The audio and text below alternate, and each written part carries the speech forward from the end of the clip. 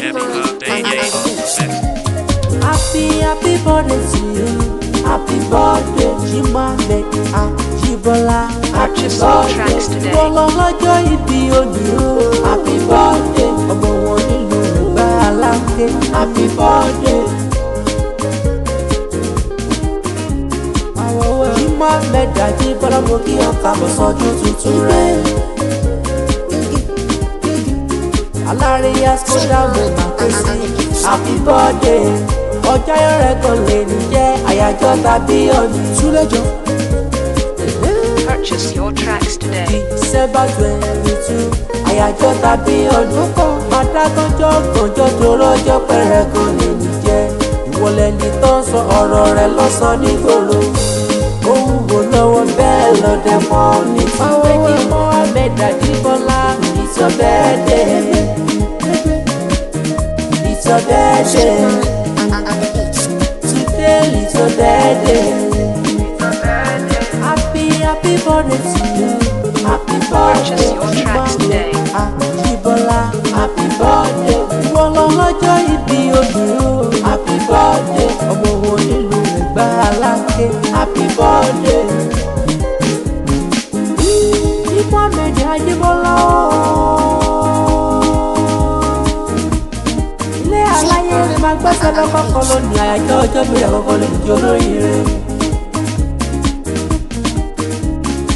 Purchase your tracks today. Oníjìmọ̀ Amed Ajibola òtílé lọ́dún sí lọ́dún márùn dájọ́ wà ní bọ́dẹ́lẹ̀ ìṣàṣemọ́. Jímọ̀ Amed Ajibola lọ́dún ọdún kan balẹ̀ ti dájú fún ọ. Abẹ́ṣẹ́dùn ó lè bá ọdẹ lu Egba ilé fàádà rẹ̀. Súlẹ̀jọ́ ọmọ Egba aláǹkẹ́ lábẹ́ Olúmọ wò kí ọ dáadáa ni. Purchase your tracks today. Ọmọ Egba lísà yìí agbógbà kàlà. Obìnrin jogún ọlá àrídì ògo lójú ogun. Ọmọ ẹni dúdú wọ́n sì nílé pupa tó wà nílé ẹ̀mọ́ bẹ́ẹ̀ ṣe rárá. Lọ máa jó gbẹ́kọ̀ ẹ̀rú ní ìsinmi ẹ̀kọ́ dalẹ̀ ìsinmi. Kò sóhun tó ṣe ní mẹ́ta ṣẹ́kẹ́ nínú Egba. Àní wọ́n mú sẹ́mùsẹ́mù ẹ̀yìn mọ́ bí odò kú wọ́wọ́wọ́. Wọ́n gàràfà ẹ̀yìn gòkè Olúmọ. Àṣírí ṣàmọ́dún aláyé rẹ̀ ò tó gbọ́. Amed Ajibola kó má fọdún lẹ́yìn ṣàṣemọ́ ni.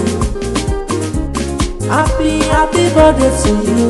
Happy birthday, Amed Purchase your tracks Ajibola. today. Happy birthday. Ìwọ lọ́jọ́ ìbí òní o. Happy birthday. Ọmọ wọn nílùú Egba aláǹkẹ́. Happy birthday.